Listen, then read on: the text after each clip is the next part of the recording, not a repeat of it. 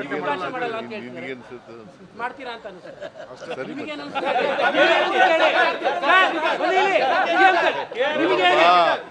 ಬಿಜೆಪಿಯವರು ಇದ್ದಾರಲ್ಲ ಸುಳ್ಳು ಹೇಳೋದ್ರಲ್ಲಿ ನಿಶ್ಚೀಮರು. ನಾನು ಇವನು ಚೆನ್ನಾಗೇ ಇದ್ದೀವಿ. ಭವಿಷ್ಯ ನೋಡ್ತಿದ್ದೀನಿ ಅಂತ ಅವನು ಶ್ರೀರಾಮುಲು ಹೇಳಿದ್ನಲ್ಲ, ಅವು ಎಷ್ಟು ಸಾರಿ ಗೆದ್ದು ಸೋತಿರೋದು, ಎಷ್ಟು ಸಾರಿ ಸೋತಿರೋದು?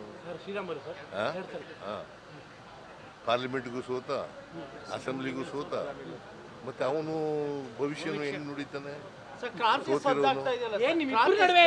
ನೋಡಪ್ಪ, ಈ ಸರ್ಕಾರ 5 ವರ್ಷ ಬಂಡೆ ತರ ಭದ್ರವಾಗಿರುತ್ತದೆ.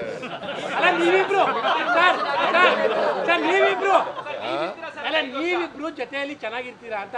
ನಾವಿಬ್ರು ಚೆನ್ನಾಗಿದ್ದೀವಲ್ವಾ?